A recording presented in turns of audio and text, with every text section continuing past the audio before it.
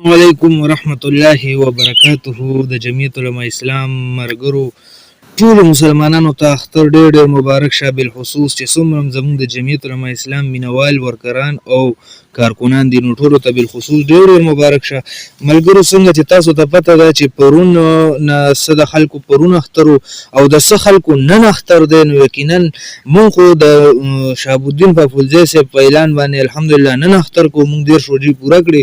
بابو صاحب راپاسېد او بابو صاحب څه ډېر ورانه ګویي ورکړله. بابو صاحب ناپ ورکړ خو زما په اندازې سره د بابو صاحب ناپ لږ معمولي غلط و که نه بابو صاحب لږ معمولي ناپ غلط روړی خو زه بابو صاحب خپله زبازي وکړه. ملا صاحب سره مران شو، ملا صاحب ته ویلې چې والله چې هر څه ووایې که نه خو بابو صاحب به خپله خبره کوي انشاءالله ومنځي به خپل لمونځ وکړو، ومنځي او مانځه له لارې او چې وخت مبارک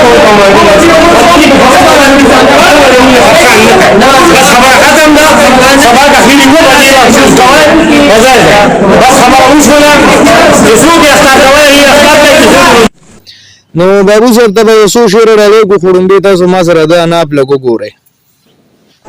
بابو صاحب تاسو له خپل شیوړو څنګه میاشت سوي میاشت له دې په دې طریقه خجی ها خجی ها میاشت دایو محمد دې ډانګړي سره محمد پر وګورای د سپینو وریاست دا خجی ها انوار سورفي دې انوار برلان دې یا غلقه غلقه دې وګورای انوار لاندې دای پر دا سپینو وریاست نه خجی ها محمد دې کوم څه دا جمهور هډاوی شو کې دې ځخوا خاص کار ملګرو بابو صاحب خپل ناپ پیش کو.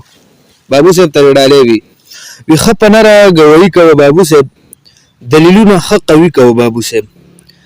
ځان سره یو څو ملګري د کار واخله، ته د ټولو مشري کوه بابو صاحب. یعنې روید هلال کمیټي مشر م انشاءالله تاله څه کوشش کوو که نه، ولې چې ته ډېره په سور میاشت وینې چې نه پې دوربین کار کوي خو بابو صاحب دا دوه سترګې پې کار کوي.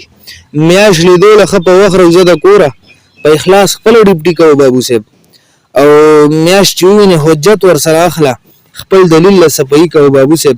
که تپوس درنه کوي چې میاشت و څومره که تپوس درنه کوي چې میاشت و څومره اشاره په لاس تلي کوه بابو صاحب.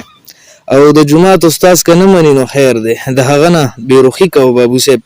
که لیدلي دي رښتیا ده او که نه ده خو بس خپله عزتبازي کوه بابو صاحب. اختر که بیا خپله ها او چې سافټویر د اپډیټ کي که په ټول ملک کې روژه وي ته اختر که ځان له خپله باچهي کوه بابو صاحب. بیا عمران خان پرېده سړي خپله باچهي کوه.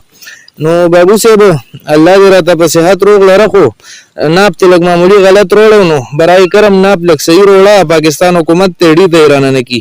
ملګرو بابو صاحب ته شهري ورورسوئ انشاءالله بابو صاحب ته انصاف میلو شي، ولې بابو صاحب سره ډېر غټ ظلم شوی دی. بابو صاحب دومره په خوارو باندې ناپ دغه کو روړ خو پته نه لګي یاره بس زمونږ حکومت ورسره اعلان ونه کړه، بابو صاحب شهادت قبول نه شو. نو بابو صاحب ته د مکمل انصاف میلو شي. د جمعیت ملګرو چې چېرته یې ښاد آباد بریالي اوسئ. زمونږ د جمعیت د سوشل ټیم د سایډه ډېر اختر مبارک. والسلام.